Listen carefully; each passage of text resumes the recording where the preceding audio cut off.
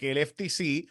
Ujú. Para aquellos que no saben, hay muchos patronos que te requieren, no te puedes ir a competir con otra empresa o llevarte clientes, obviamente. Por ejemplo, tú eres un contable, un abogado que trabaja para un bufete, no te puedes ir para otro o formar tu propia firma llevándote mis clientes, porque son personas, estrategias, trucos que tú lograste gracias a mí, gracias a mis contactos, gracias a la gente que yo te ayudé a conocer, etcétera. Obviamente, en mi caso, por ejemplo, tengo un non-compete de Guapa. Y en Guapa, por ejemplo, pues yo personalmente pues no puedo irme a trabajar para otra empresa hasta cierta cantidad de tiempo. Históricamente se ha dado un máximo de hasta un año, a pesar de que haya patronos que pedían hasta 2 años. Sé que eso, ahora Reinaldo nos puede contar sobre eso. Pues se decidió por parte del FTC que eso se acabó, que se acabaron los non-competes. Pero ya la Cámara de Comercio dijo que va a demandar y quiero saber a quiénes sí y a quiénes no, porque no es lo mismo que un empleado de una firma, un contable que tiene acceso a estos clientes, se lleve los clientes para otro lado. A nosotros que trabajamos en los medios, quizás a nosotros sí nos aplica y a contratistas no nos aplique o a, ¿verdad? Empleados sí, etcétera. Así que, Reinaldo, si nos puedes explicar. Bueno, no, Jay, buenas tardes a ti y a todos los que nos escuchen. No, siempre empiezo con esta frase, creo que ya la uso muchísimo contigo, es no nos llamemos engaño. Esto es parte de una ofensiva de las agencias federales de atacar conceptos e instituciones que desde la perspectiva de una agenda demócrata limitan el libre comercio, pero realmente lo que buscan es, ¿verdad? Vamos a estar claros, darle unas ventajas o establecer unas ventajas o adelantar la causa del sector de los empleados. Los acuerdos de no competencia, no solamente son los acuerdos de no competencia, Jay, el FTC prohíbe o pretende prohibir, no solamente son los covenants not to compete, son los hijos de los covenants not to compete, que pueden ser acuerdos de confidencialidad también, que pueden ser escenarios donde hay un acuerdo de no solicitación, es decir, de yo no llevarme empleado, una vez me voy, puede ser que no tenga un covenant not to compete, pero tengo un no solicitation, es no llevarme empleados de la competencia e incitarlos a que rompan la relación con el patrón donde yo estaba. Es todo ese tipo de dinámica que según el Federal Trade Commission limita la libertad comercial o el emprendimiento, que sean nulos porque restringen el comercio. No hay duda que la Cámara de US Chamber of Commerce va a demandar, y la mayoría de las veces esas demandas que se radican pues logran paralizar temporalmente, a veces son exitosas, bajo la premisa de que las actuaciones son ultravires, de que no están fundamentadas en una autoridad reglamentaria conferida por el Congreso, como bien sabes tú desde el punto de vista de la doctrina de ultravires, y ocasiones también es porque son irrazonables en su alcance o en su aplicación o inconstitucionales.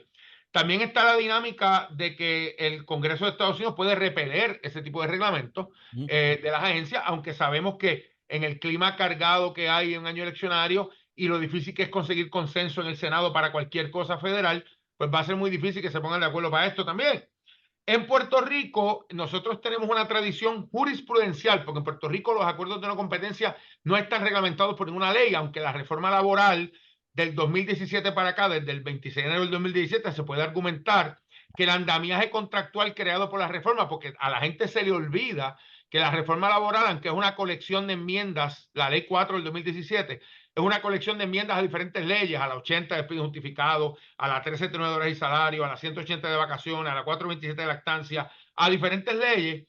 También tiene unas disposiciones que son pura ley 4, pura ley 4, como le digo yo, y que es un andamiaje contractual, es un código laboral contractual que en sus primeros 20 artículos la reforma tiene. Y entre ellos hay una libertad de contratación bastante amplia en el espíritu de transformar nuestra legislación laboral, que es lo que la ley 4 pretendía. Jurisprudencialmente, desde finales de los 90 y temprano en los 2000, ya los casos de Covenant Compete, pues fueron tres los casos grandes: el caso de la CONI Telecommunications, el caso del primero, que fue Virgilio Vega versus Arthur Young, y el tercer caso, que es Passive versus Rodríguez, que es la puesta en vigor de un acuerdo llegando, o el intento de Passive de ponerlo contra el señor Rodríguez ese acuerdo.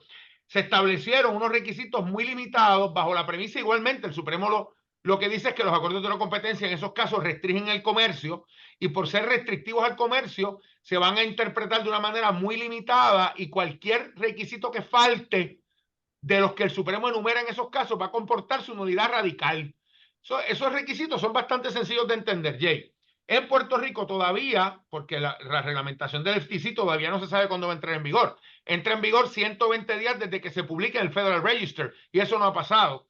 En Puerto Rico tenemos unos requisitos bien sencillos. El empleado que entra, y quiero estar claro, en Puerto Rico el único contrato de esa naturaleza que está reglamentado bajo la jurisprudencia puertorriqueña es el de no competencia. La confidencialidad no requiere acuerdo.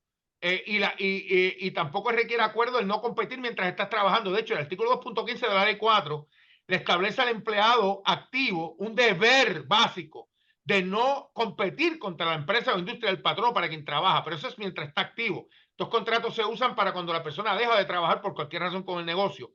El empleado que se contrata se le puede poner al frente como condición de empleo ese acuerdo de no competencia, y si no lo firma, pues la prestación es trabajo por contrato. Si no lo firma, se retira la oferta, es una condición. Ahí estamos claros, y no requiere prestación misma de intercambio que no sea el puro empleo o la oportunidad de empleo. Ya cuando el empleado está activo, trabajando, pues ya se requiere jurisprudencialmente una serie de requisitos. Primero, es voluntario, no se puede obligar al empleado a firmar ese tipo de acuerdo. Segundo, aunque sea voluntario, requiere una contraprestación sustancial. Yo le añado sustancial porque el Supremo no tiene esa palabra, pero la corriente de jurisprudencial del apelativo es que tiene que ser sustancial y tiene que corresponder a lo que la persona gana, ya como tal. Igualmente, tiene que estar limitado a un término posterior de 12 meses. 12 meses no es lo mismo que un año. Un año son 365 días según el Código Político. 12 meses son 360 días. 12 por 30, 360 según el Código Político. Así que son 12 meses. Igualmente, tiene que escoger el patrono que va a proteger su mercado. ¿Qué va a proteger? ¿O va a proteger cliente o va a proteger zona geográfica? Tiene que determinar si va a delimitarlo a cliente. Y si lo delimita a cliente, tiene que limitarlo a los clientes con quien esa persona o suplidor tuvo contacto directo en los últimos 12 meses antes de terminar la relación de trabajo y que aún sean clientes o suplidores de la compañía al momento de romper la relación con el patrón. Eso es lo actual. Eso es lo actual. Bajo Lo que viene, lo futuro es que sean nulos y se vayan al zapacón. Por eso, Lo que propone el FTC. lo futuro es que el FTC, una vez radique en el Federal Register, ¿verdad? Que Y es pasen 120 días. y exacto, y pasen los 4 meses, que son, no son 4 meses exactamente, sino 120 días, pues entonces entraría en vigor el que todos los acuerdos que tengamos hasta ahora de confidencialidad, de no poder llevarte empleados del patrono anterior y además de eso, de no competir contra el patrono anterior, quedarían nulos. Hasta ahora. Quedarían nulos, correcto. Correcto. Ahí vienen muchos issues, tú sabes, la menoscabo de obligaciones contractuales. Eso va a ser atacado de 1000 formas, como sabes tú, y sí, propondría la nulidad radical y absoluta de esos contratos. Y por si acaso fue una decisión 3-2 con los demócratas uniéndose, así que me parece que pudiera ser una decisión que sea revertida eventualmente también. Dicho eso, va a haber un montón de demandas, va a haber un montón de procesos, así que sabe Dios cuándo esto entre en vigor, pero sí hay una intención política aquí de los grupos, ¿verdad?, de Biden, y cuando Biden nombró a Khan como directora del FTC, se sabía que esto iba a pasar porque ella ha sido una prolífera autora de planteamientos como este, ¿verdad? Y yo tengo mis sentimientos encontrados porque si bien es cierto que esto de que los patronos... Oye, una pregunta, Reinaldo. Un patrono que te exige un non-compete, ¿tiene que pagarte por el tiempo que dure ese non-compete? Es decir, yo me fui de trabajar en X empleo a trabajar ahora en Y empleo, pero por esos 6 meses que no puedo irme a trabajar para otro, ¿me pagan o es sin paga, por ejemplo? No, es sin paga, es una limitación contractual, es tú retirarte del mercado. Pero como te dije, está limitado, tienes que escoger o zonas geográficas, porque pues no puede ser absoluto, tú tienes el derecho a, pues, a ganarte la vida de alguna forma, ¿verdad? O sea, el patrón tiene que escoger qué quiere proteger, o protejo clientes o protejo zonas geográficas. Y eso pues a veces que si es un vendedor que tiene rutas, yo quiero proteger las zonas geográficas porque ahí están los clientes también y es algo mejor. Hay veces que quiero proteger clientes con todo esto de la flexibilización, la tecnología, el mundo de los tempranos de los 2000 no es el mundo de ahora. Yo puedo venderle a alguien en Cabo Rojo una pieza y enviársela por un servicio de entrega desde mi casa en Guaynabo y no pasa absolutamente nada. Yo no tengo entonces, es bien complicado hoy día esta dinámica y yo estoy viendo mucho pleito, mucho cuestionamiento, mucha dinámica desde algunos 3 o 4 años para acá con los acuerdos de no competencia. Los patronos están mucho más celosos de proteger esos mercados, los empleados están mucho más dispuestos a litigar y soltar o romper esa dinámica. Y obviamente los tribunales es bien problemático también, Jay, porque muchas veces pues depende mucho de la visión del juez. Hay jueces que dicen, mire, esa persona tiene que comer y yo no voy, y se tarda tanto a veces el litigio que el acuerdo de no competencia, ya cuando venimos a ver, ya se pasaron los 12 meses, entonces se convierte en un pleito del año. Vamos a ver qué te llevaste, si algo. Recuerda también que en Puerto Rico hay una ley de secretos comerciales que firmó el gobernador Fortuño, que es la ley 80 del 2011, que ahí sí que sí yo tengo para demandar no solamente al empleado que me lleva secretos comerciales, sino el que los usa. Y hay remedios interdictales y de daños y perjuicios también. Ok, en cuanto a la decisión de ayer, y de nuevo lo del FTC, no sabemos ni siquiera a quiénes va a aplicar, a quiénes no, porque puede ser que aplique a unos y otros no, pero eventualmente lo sabremos. Todavía no ha sido radicado el documento formal en el procedimiento y por tanto no entra en vigor hasta por lo menos, yo creo que no va a entrar en vigor este año o por lo menos no en los próximos meses. Pero sin duda veremos a ver. Dicho eso, ayer también bajo una decisión del Departamento del Trabajo Federal sobre el tema de los empleados exentos y supervisores que en Puerto Rico históricamente han sido pagados con números bastante bajitos, 455 a nivel federal. Se había hecho una reglamentación para permitir que Puerto Rico pagara menos de lo que se pagaba a nivel federal. Se nos había dado básicamente una dispensa. Se esperaba que se diera un aumento de los empleados en Puerto Rico. Eso no ocurrió. ¿Qué fue lo que pasó finalmente en el Departamento del Trabajo Federal en cuanto a esta posición donde se le iba a dar un aumento de sueldo a los trabajadores y trabajadoras de aquí, particularmente no exentos, los que no ponchan, ¿no? Los que dicen que no ponchan, que realmente no tienen un horario fijo de 40 horas sin overtime? Bueno, me veo obligado a rebobinar, ¿verdad? Arregla Porque lo que dije, dale. eh, no era un aumento. O sea, yo puedo clasificar a un empleado como no exento y darle funciones de ser el jefe allí. O sea, la decisión de clasificar a un empleado como exento no es del negocio siguiendo los parámetros legales. No era que automáticamente esta persona iba a recibir un aumento. Lo que iba a pasar era que muchos de ellos iban a ser hasta reclasificados a hourly, con los beneficios que tienen los empleados hourly, pero con la misma función. Eso podría pasar muy bien. Y eso iba a levantar también litigio porque la gente lo que piensa es que yo me iba a tener un aumento y esa no es la ley. Vamos a estar claros a partir de ahí. ¿Qué pasó ayer? El Departamento del Trabajo, que tiene la función delegada por el Congreso de Estados Unidos de reglamentar y definir los thresholds y el concepto, la base salarial, los criterios para ser exento bajo cuello blanco, ejecutivo, administrador profesional, que es lo que estamos hablando aquí, de esos tres nada más, porque puede reglamentar muchas cosas más, pero estamos hablando de esos tres. En el 1 de enero del 2020 se miró esos criterios, ese nivel salarial, ese número, y subió de 455 a 684 en el 2020. Ahí se quedó hasta, ¿verdad? Publicado ayer, va a haber un cambio. El cambio entra en vigor ahora el 1 de julio del 2024.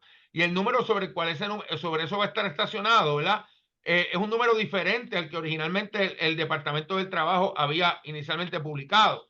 El Departamento del Trabajo no había dicho originalmente que iba a ser 1059, ahora es por etapas. Pero esto, volvemos, Jay, tú lo dijiste muy bien, esto es en cualquier lugar menos los territorios. En Mariana, Islas Marianas, Guam, América Samoa y Puerto Rico se quedó en 455. Antes América Samoa estaba en 380, ahora están todos en 455. Eso no quiere decir que federalmente no va a pasar nada. El reglamento intima que en algún momento quizás pase algo con los territorios, luego de que ellos tengan mucha más información económica que no tienen para tomar entonces una decisión de cómo este reglamento afectaría a los territorios. Así que podría pasar, pero te voy a decir algo que todavía es más importante ya mismo. A nivel de Puerto Rico algo va a pasar, porque la ley 47 del 2021, que es la ley de salario mínimo, la comentó de 8 a 8.50, a 9.50 y 10.50, que aplica a patronos con un volumen de negocio mayor a $500,000 en esos aumentos en Puerto Rico. Tiene una obligación esa comisión evaluadora del salario mínimo de emitir un decreto especial para atender el reglamento 13, que es donde se dispone el nivel salarial de los empleados exentos, que tanto bajo reglamento federal hoy como bajo reglamento estatal está en 455 estacionado.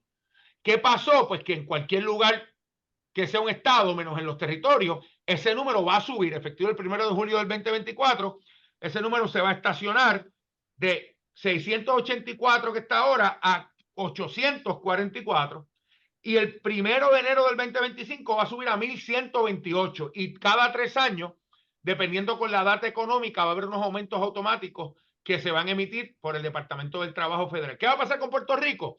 Pues a Puerto Rico puede ser que en 6, 7 meses, luego que haya un intercambio de información entre los territorios y el Departamento del Trabajo Federal, se emita un reglamento particular para los territorios, se enmienda este reglamento para atender el tema de los territorios, que está en el 29 CFR 541, o haya acción local. Y va a haber acción local. Normalmente, Jay, tradicionalmente desde los 70, lo que había pasado siempre era que una vez enmendaban el federal, en Puerto Rico nos movíamos para estar igual.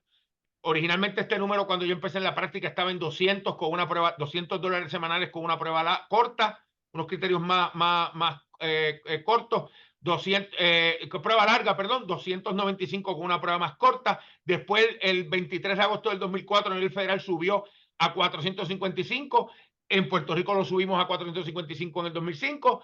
En el 2020 subió federalmente a 684. El federalmente nos dejaron igual. Nos quedamos igual nosotros en 455. Y ahora, con este aumento programado, el reglamento propone dejarnos igual. No digamos, que he escuchado gente por ahí diciendo que esto es en virtud de promesa. No, promesa lo que en un momento, sí, es que uno escucha de todo en la viña del Señor. Hay promesa, lo que hizo fue en el 2000, cuando la aprobaron, había un reglamento que Obama había propuesto en ese momento, que hubiera llevado este número a 917. Promesa lo que hizo fue detener aquel esfuerzo, pero ese esfuerzo no se concretó y eso se murió. El de Trump, el reglamento que publicó la administración Trump, que entró en vigor el 1 de enero del 2020, no fue por promesa, fue por disposición del propio reglamento federal, que nos dejaron en 455. Y América, a todos los territorios, menos América Samoa, en $380. ¿Ahora qué hicieron? Llevaron a todos los territorios a 455 con una posibilidad de que en algún momento federalmente se haga algo, si es que hay alguna data económica que le permita al Departamento del Trabajo Federal actuar, y algo van a hacer, no nos van a dejar eternamente ahí. Pero yo estoy seguro que va a haber acción local, porque, Jay, con los 1050 que van a entrar en vigor ahora el 1 de julio del 2024 para los no exentos, para los hourly, un empleado con un poquito de overtime va a ganar más que el supervisor. No puede ser que nos quedemos en 455. El mercado no lo va a permitir. Así que localmente, y recuerda también que el elemento político está envuelto. Lucimos muy bien cuando llevamos ese nivel de 455 a 500 algo, que fue donde el Departamento del Trabajo le pidió al Departamento de Puerto Rico, le pidió al Departamento del Trabajo Federal que nos dejara en 500 algo y pico, no me acuerdo el número exacto. O sea que si nos llevan ahí por acción local, el gobierno de Puerto Rico lo usa muy bien, porque va a decir lo que tú dijiste, que le dio un aumento a la gente. Seguro. Reinaldo, sé que tienes otros compromisos. Muchas gracias, como siempre. ¿A ti?